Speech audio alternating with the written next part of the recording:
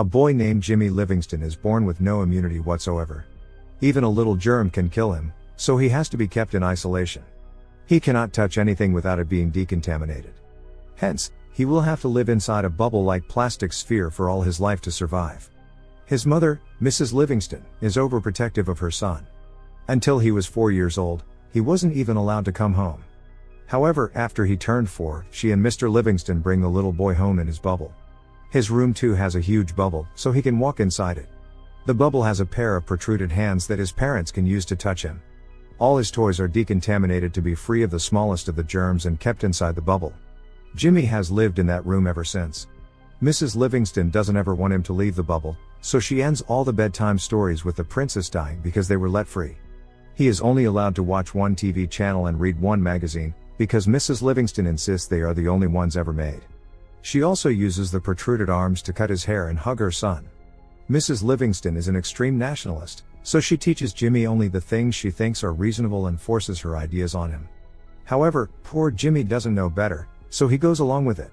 Everyone in the city knows about the unique bubble boy, but it doesn't work to his advantage. Instead, the neighbor kids wrap themselves in plastic wrap and make fun of Jimmy outside his home. Mrs. Livingston chases them away frequently. The only food Jimmy eats is homemade. A decontamination system has been placed in a plastic tube, where Mrs. Livingston places his food to kill the germs before Jimmy can fetch it. Jimmy is now 16 years old. He narrates that he grew up like any other kid and is happy when he gets an electrical guitar instead of a car.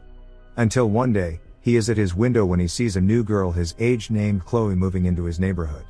He has grown to like the girl, but cannot do anything about it. More so, he doesn't know anything about love or girls.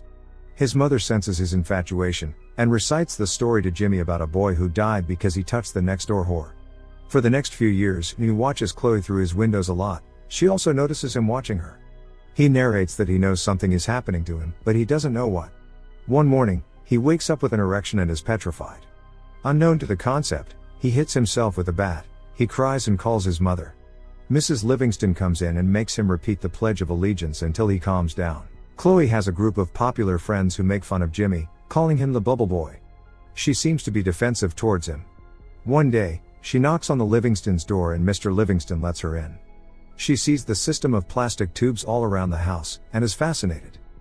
She follows the tube and reaches Jimmy's room. Jimmy is surprised and nervous because his mother is the only woman he has talked to. Chloe talks to him and tells him she likes his guitar. Jimmy tries teaching her to play it with the protruded hands. He starts reciting the Pledge of Allegiance in the middle of it. Starting that day, the two hang out together every day. Mrs. Livingston doesn't like their friendship, but cannot do anything about it. A montage of them spending time together follows. She gives him a guinea pig inside a ball for his birthday, and even brings kids inside his room for Halloween. One night, on her birthday, a drunk Chloe sneaks inside Jimmy's room through the windows. She tries getting inside the bubble, claiming she cannot stay away from him anymore. However, she passes out before she can go in. The scene cuts to Chloe's prom night. Her perverted boyfriend, Mark, comes to pick her up and Jimmy is devastated. Mark offers Jimmy a cigarette but he doesn't know what it is. One night, Jimmy sees Mark and Chloe make out through his windows. The very next day, Chloe comes into Jimmy's room and shows him her engagement ring. Mark had proposed to her to marry him. Their marriage is this weekend at Niagara Falls, and she has come to inform Jimmy. Jimmy is disappointed but doesn't show it in his face. She has also brought him a gift, which she keeps inside his decontamination tube, but Jimmy ignores it. Instead, he gives her the guinea pig back and asks her to go away. Chloe leaves with tears in her eyes. Later, Jimmy opens the gift and sees it as a snow globe with "I love you" written inside. Surprised, he screams her name and decides to go to Niagara Falls to stop the wedding. He works hard to make himself a portable bubble shield and is finally successful. Then, he sneaks out of the house without his parents knowing. Jimmy is happy to be running for the first time. He reaches the bus station and asks the person there for a bus ticket. However, Jimmy has forgotten to bring any money. Distressed, he tries to cross the road, when he is hit by a bus. He goes flying to the ground, but his bubble saves him. The people from the bus come out and offer to give him a ride. Jimmy happily accepts it, but he gets to know that the people are part of a religious cult. When he points it out, they angrily throw him out of the bus. The cult group reaches their destination, where their leader announces a round man inside a globe to be the savior sent by God. The group realizes that Jimmy was their savior, and sets off to look for him to take him out of the globe. Meanwhile, Jimmy meets a biker named Slim. Jimmy tells him about the love of his life marrying someone else. Slim is impressed, and in turn tells him of his old girlfriend who he still loves named Wildfire. He then offers Jimmy a ride, and both of them make their way to Niagara Falls. At home, Mrs. Livingston finds Jimmy missing and freaks out. Mrs. Livingston and her husband set out to look for Jimmy, because the police would only do it after 24 hours of the disappearance. Elsewhere, Slim and Jimmy reach Vegas and stop to rest. They have a lot of fun at a casino, but Jimmy only has 2 days before the wedding. So, he leaves Slim at the club, steals a scooter, and runs away in it. After traveling for a while, Jimmy comes across his parents' car, who tries to stop him from running. In a hurry, Jimmy gets into an accident. But thankfully, his bubble bounces him into a running train. He escapes his mother but is now trapped in a train with talents from a freak show. The freaks tell him about their boss, Dr. Freak, who keeps them captured and uses them in his freak show. Jimmy meets Dr. Freak, who happens to be a dwarf. He accidentally throws the man to the ground with his bubble, and frees the other freaks. Then he continues his way to Niagara Falls. But he can hardly use a scooter anymore, so he goes to a restaurant to ask someone for a ride. There, a bunch of police officers bully a man named Pushpop. When Jimmy tells them he has no immunity, they assume Jimmy has a contagious disease, and run away from the place. The restaurant catches on fire in the chaos, and Pushpop offers Jimmy a ride. He also agrees to take him to Niagara Falls. Somewhere else, Mrs. Livingston reaches Dr. Freak, who tells her that Jimmy is going to Niagara Falls. Furious, she calls Chloe and yells at her for making Jimmy run away. As she talks to Dr. Freak, the freaks outside steal her car. Pushpop and Jimmy are on their way, when they hit a cow in the middle of the road.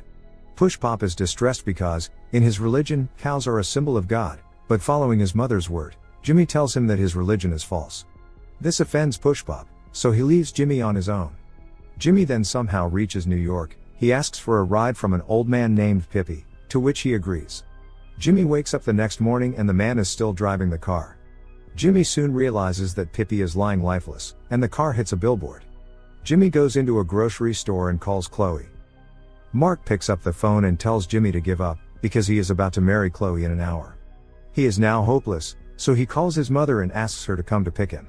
Both his parents drive to him, and get him inside the car. Mrs. Livingston goes to the washroom, when Mr. Livingston asks Jimmy how it felt to be outside for the first time. The father and son bond. Mr. Livingston tells Jimmy to not give up before trying. Taking his words, Jimmy runs to stop the wedding. Mrs. Livingston sees this, and follows him in their car. At the same time, the cult group finds Jimmy and follows him as well. Slim, with his biker friends, comes to rescue Jimmy too. Slim locks eyes with Mrs. Livingston, who happens to be his old love Wildfire. Turns out all of them are driving on a plane's runway. A plane takes off and Jimmy gets on board with an old pilot. They fly to Niagara Falls, but the plane crashes, making Jimmy fall into the waterfall. Thankfully, his bubble doesn't let him drown. He somehow manages to get out of the water and rushes his way to the wedding. Chloe and Mark are in the chapel, saying their vows, when Jimmy enters the church, claiming his love for her. Seeing this as his last chance to persuade Chloe, he puts his life in danger, and tears his bubble open to kiss her. However, just after it, he falls unconscious. As Chloe tries to wake him up, Mr. and Mrs. Livingston arrive there too. Mrs. Livingston mourns her son's death, when Mr. Livingston asks her to tell everyone the truth. Mrs. Livingston embarrassingly reveals that Jimmy doesn't have any condition, and he suddenly wakes up. It turns out that she had lied to him to keep him away from the evils of the world for all these years. Jimmy is shocked, but forgives his mother when she claims she did it to protect him. He finally embraces Chloe as everyone claps. Cut to a few months later. Chloe and Jimmy are getting married. Everyone he met during his journey is at the wedding. Mr. Livingston, Mrs. Livingston, and Slim are now a throuple. The movie ends as we see Jimmy and Chloe drive away in a car to their honeymoon.